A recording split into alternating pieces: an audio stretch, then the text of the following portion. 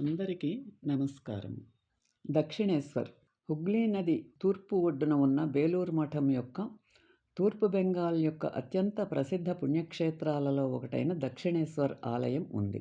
1855లో ధనిక మరియు ధర్మబద్ధమైన వితంతువు రాణి రాష్మోని నిర్మించిన ఈ ఆలయాన్ని మొదట్లో ఆమె బ్రాహ్మణ అత్యున్నత భారతీయ కులం కానందున సనాతన మతపరమైన ఆసక్తులచే వ్యతిరేకించబడింది. అందువల్ల ఆలయ పూజారిగా ఉండటానికి బ్రాహ్మణులెవరూ ఇష్టపడలేదు. అప్పటికి బాలుడైన రామకృష్ణ పరమహంస మాత్రమే అంగీకరించాడు మరియు అతను అక్కడ చాలా సంవత్సరాలు గడిపాడు, బోధించటము, అభివృద్ధి చేయటము మొదలగునవి. కాళీ దేవాలయం, దక్షిణేశ్వర్ యొక్క వంపు తిరిగిన బంగాల్దార్ పైకప్పు అన్ని విశ్వాసాల యొక్క ముఖ్యమైన ఏకత్వం యొక్క తత్వశాస్త్రం, ఆలయ సముదాయంలోని అతని గది ఇప్పటికీ దాని అసలు స్థితిలో భద్రపరచబడింది. ఆకట్టుకునే తెల్లబారిన ఆలయం ఎత్తైన స్తంభం మీద ఏర్పాటు చేయబడింది మరియు దాని పైభాగంలో 9 కప్పులు ఉన్నాయి. పైకప్పు దాని గుండ్రని కార్నిస్లతో ఆకాశానికి వ్యతిరేకంగా ఆకట్టుకునేలాగా నిలుస్తుంది. గర్భగుడి లోపల కాళీదేవి అవతారమైన భావతరిణి చిత్రం ఉంది.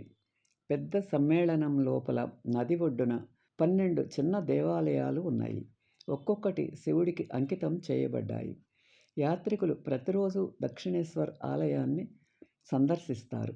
విశాలమైన ఆలయ సముదాయాన్ని, ఉల్లాసమైన సందడిగా ఉండే వాతావరణాన్ని అందిస్తుంది. బేలూరు మఠం హుగ్లీ నది పశ్చిమ ఒడ్డున రామకృష్ణ పరమహంస 1836 నుండి 86 వరకు ఆధునిక భారతదేశం యొక్క గొప్ప ఆధ్యాత్మిక గురువులలో ఒకరైన రామకృష్ణ 1836లో పేద అర్చకుల కుటుంబంలో జన్మించారు.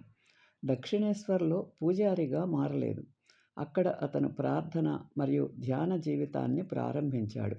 అతని తత్వశాస్త్రం స్పష్టమైనది. అన్ని మతాలలో స్వాభావిక సత్యం ఉంది మరియు సాధారణ జీవితం, స్వచ్ఛమైన జీవితం, దేవునితో నేరుగా మాట్లాడతానని చెప్పుకునే ఒక ఆధ్యాత్మికవేత్త. అతను సంక్లిష్టమైన మరియు సంక్షిప్తమైన వేదాంత విషయాలను సరళమైన భాషలో వివరించగలడు.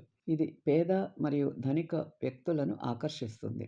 అతని బోధనలను USA మరియు బ్రిటన్కు అతని ప్రధాన శిష్యుడు స్వామి వివేకానంద 1863-1902 వరకు వివేకానంద ద్వారా అనేక రామకృష్ణ మరియు మతపరమైన అధ్యయనాలను ఏర్పాటు చేశారు. రామకృష్ణ పరమహంస విద్య కోసం విదేశాలలో మిషన్ కేంద్రాలు అనేకము ఉన్నాయి. ఈ వీడియో మీకు నచ్చితే లైక్ చేసి, షేర్ చేసి, సబ్స్క్రైబ్ చేయండి.